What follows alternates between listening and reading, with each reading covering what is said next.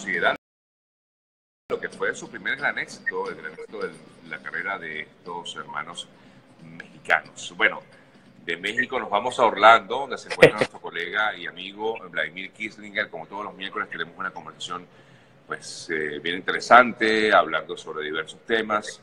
Vladimir, antes de seguir, mucha gente me estaba preguntando acerca de Globovisión en Venezuela, que supuestamente estaba fuera del aire, pero yo les explicaba que había un problema técnico y tú me decías, tengo información de eso, cuéntame, Vladimir. Sí, ¿Qué información tienes? Globovisión está haciendo una migración de plataforma y según lo que me pudo compartir uno de sus productores, porque apenas te escuché, llamé directamente a Globovisión, me comentó que en algunas cableras no se está viendo por esa migración, hay un tema de pagos con esa migración en las plataformas, pero, por ejemplo, aquellos que tienen señal abierta, se sigue viendo por señal abierta y se sigue viendo parcialmente en otras cableras hasta que se restablezca el tema técnico de la señal. O sea, no hay ningún tipo de salida ni ningún tipo de bloqueo por parte de Conatel, siguen al aire, bueno, con las propias particularidades que ustedes ya conocen. Vale, entendemos perfectamente.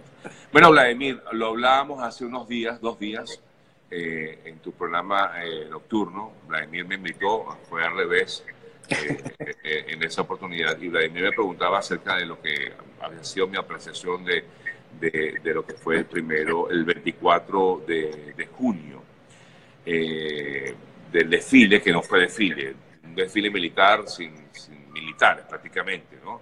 Y te pregunto yo ahora, después de que han pasado 2 días de eso, ¿qué apreciación tienes? Y luego, sobre todo, después de lo que han sido las declaraciones de Manuel Christopher Figuera ante los medios de comunicación. Sí, Washington Post principalmente. Sí. Y lo que han sido pues las declaraciones de Elliot Abrams también con respecto a Figuera. Sí, creo que las cosas siguen cambiando y tú y yo lo hemos hablado. Todos los miércoles decimos lo mismo. En tiempos de la política, en tiempos de la dictadura, los tiempos como tal son elásticos. Las declaraciones de Christopher Figuera, si bien no son totalmente reveladoras, porque ya sabíamos que la realidad era así, lo que en todo caso hacen es suscribir lo que hemos venido denunciando durante te digo, años. O sea, no son reveladoras, disculpa que te interrumpa, Vladimir, pero hubo un detalle que me llamó la atención y que ayuda a Leopoldo López. Sí, el de Leopoldo, correcto. Claro, porque en un momento, pues, siempre se dijo que Leopoldo era el que había adelantado la fecha y todo este cuento.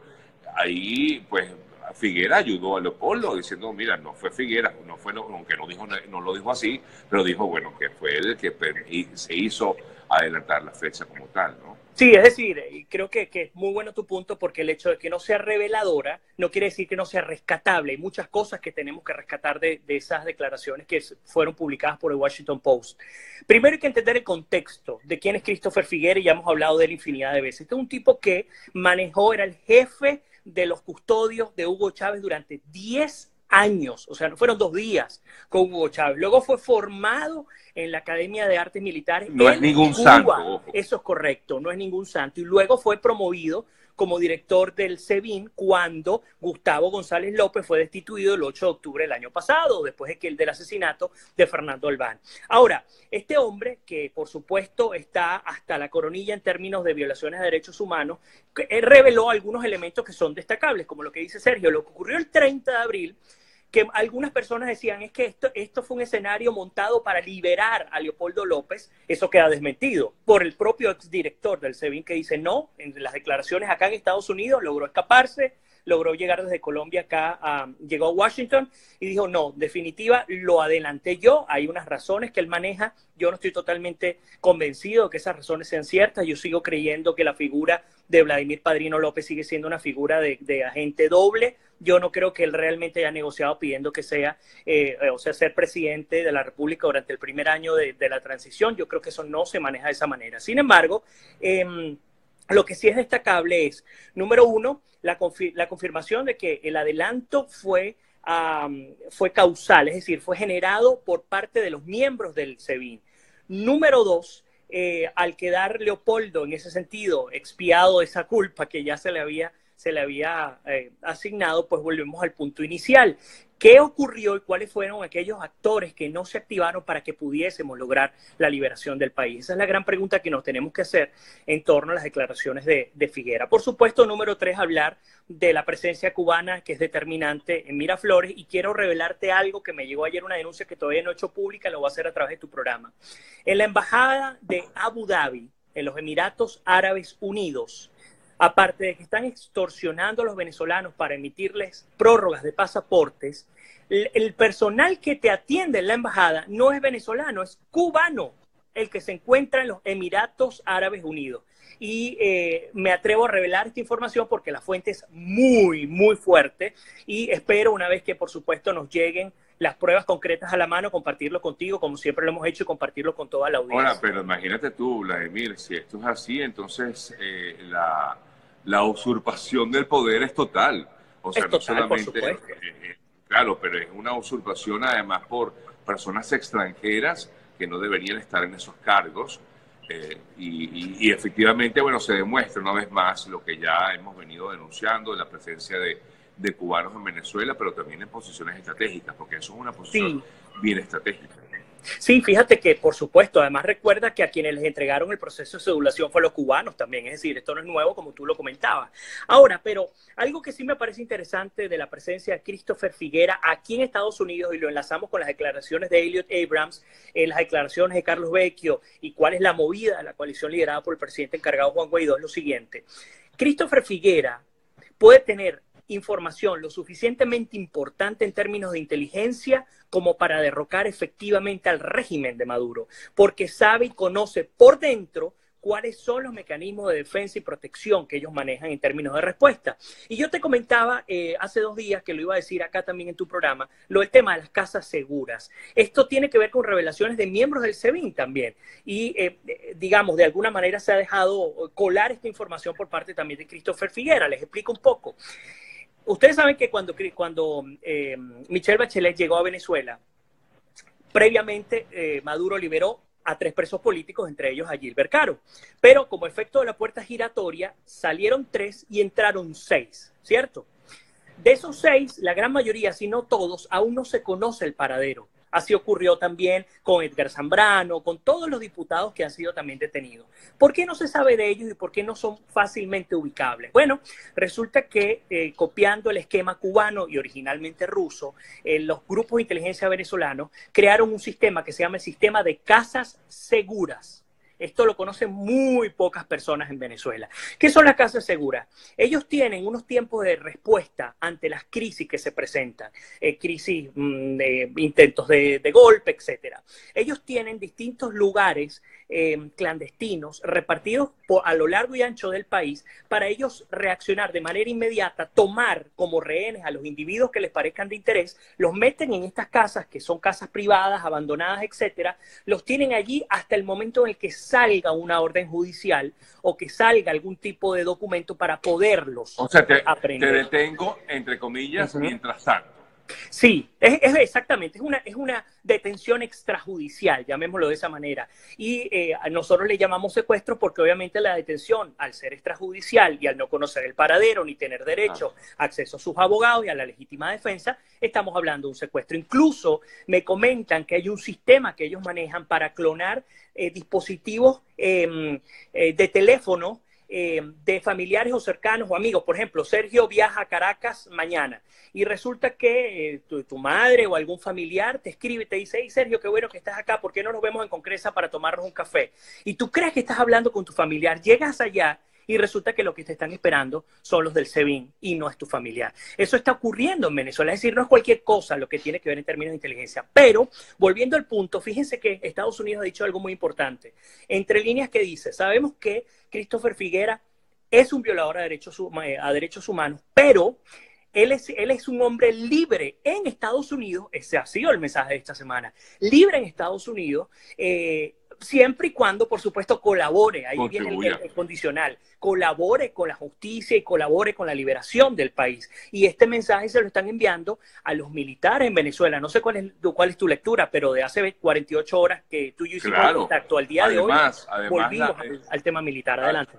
hay que agregarle también la presencia ahora de Iván Simonovic aquí, que va a ser seguramente pues colocado en el grupo el equipo de seguridad de Guaidó desde Estados Unidos. Él va a operar desde acá, desde Estados Unidos, el propio Simonovic. No sabemos exactamente qué cargo, qué función va a desempeñar, pero seguramente va a trabajar mucho en lo que va a ser la liberación de todos los presos políticos con la bandera pues, que él lleva. Correcto. Presos políticos, ¿no? Sí, tienes toda la razón. Bueno, eso ha sido también la segunda gran noticia durante esta semana, ¿no? El escape de Simonovic, acá le llaman el superpolicía, el SWAT venezolano. Y tú recordarás que habíamos hablado originalmente cuando me decían, incluso me criticaban cuando decían, no, pero es que Simonovic no se escapó, él fue liberado por Guaidó. Y yo les decía, no, tanto Leopoldo como Simonovic se escaparon. Ahora, ¿dónde funcionó la autoridad de Guaidó? Fíjense qué interesante. Cuando Guaidó indulta a Simonovic, ese indulto no sirve para sacarlo de la cárcel, de su prisión domiciliaria. Él tuvo que, ustedes lo saben, bajar. Claro, sirve para, como bien dice, sirve para de alguna manera, bueno, hacer que los funcionarios acepten y acaten la medida. Y el punto determinante no fue ese. El punto determinante es que ese indulto le valió para poder ingresar a los Estados Unidos. Estados Unidos reconoció ese indulto porque él no tenía pasaporte, él no tenía documentación, y él logró entrar acá. Ayer me dijo, bueno, yo tuve la oportunidad de conversar con él, te lo digo sinceramente, abiertamente, tuve la oportunidad de conversar con el propio Iván Simonovic y me dijo que efectivamente, bueno, tuvo que escaparse de la forma que se escapó, incluso por rapel de la ventana de su casa, bajó estuvo un mes en Venezuela, un mes enconchado, de casa en casa, ¿no? Escapar por el oriente del país y hasta que en estos momentos ya se encuentra en Estados Unidos. Después de haber pasado incluso, estuvo a punto de ahogarse, le tocó incluso tomar un avión, bueno, eso se lo pidió él al piloto. O sea, vivió sus momentos difíciles Iván Simonovic, pero efectivamente, como tú dices, él hasta que no hubiese recibido ese indulto, él venía pensando como tal en la fuga, por llamar de alguna forma, pero él considera que fue indultado y luego del indulto, entonces él ya pues inmediatamente piensa a ver cómo escaparse, porque no es que Guaidó le va a abrir la ventana para que se escape, eso no es así. Claro, no, y es lamentable porque, es decir, aunque en efectos teóricos el indulto está, en términos prácticos, el Estado criminal sigue controlando la fuerza en Venezuela. Yo te lo comenté la semana pasada y eso a mí me quedó en la mente el comentario de la investigadora de la Universidad Católica que me decía, Venezuela dejó de ser una nación gobernada por un Estado para ser un territorio gobernado por mafias criminales. Eso es una realidad. Ahora, insisto, no es solo el tema de enfrentarnos ante la realidad, sino también entender que estos movimientos como el de Simonovic, que ha estado 15 años tras las rejas, conociendo desde adentro el monstruo, a Christopher Figuera, también unos 15 años alrededor del chavismo, y el de tantos otros funcionarios, entre ellos el Pollo Carvajal, puede significar, aunque ustedes de pronto no lo crean, puede significar el talón de Aquiles y la caída definitiva para el régimen. Y siempre lo hemos dicho, y el propio gobierno de Estados Unidos lo ha dicho, aquí se necesitan las élites que hoy día soportan al régimen de Maduro para poder tumbarlo, para poder derrocarlo. Y aquí tomamos las palabras de Piñera, que él decía, ninguna dictadura cede el poder por sí solo, el poder hay que arrebatárselo a las dictaduras. Vladimir, ya concluyendo, hay una nueva versión o una nueva posición, estaba comentando esta mañana acerca de esta posibilidad que existe de la aplicación de la doctrina Rol 2. ¿Estás al tanto de ella? Rol 2 te refieres a la R2P, ¿cierto? ¿A la? A la R2P, R2P. Sí, la doctrina Rol 2, que es bueno, lo que pudiera ser como una especie de extracción que se aplicaría en Venezuela, ¿no? Sí. Es digamos, una doctrina ya aplicada en otras oportunidades, claro, y permitiría a cualquier país ingresar a los países afectados. Estamos, digamos que, hablando del tema porque ha salido en los últimos 2 días, y voy a tratar de indagar un poco más sobre este tema para poder plantearlo. Excelente. Incluso a través de nuestros programas. Así que también te invito, tú que eres un ratón de libro, investigar un poco más sobre ese tema. ¿Vale? Sí, yo lo único que te digo muy rápidamente es que creo que Estados Unidos nuevamente está manejando la primera fase y el primer escenario, que es otra vez persuadir incidir en los militares venezolanos. Así que creo que sigue el intento de la caída del régimen, pero por parte de militares venezolanos, no por parte de intervención internacional. Así la veo yo hasta este momento. Sí, yo también estoy de acuerdo contigo. Un fuerte abrazo, Vladimir, y gracias por el contacto de hoy, como todos los miércoles. Gran abrazo, Sergio. Amigos. Vale, gracias. Una pausa y en breve seguimos con más de Al Día con Sergio ya en la parte de cierre.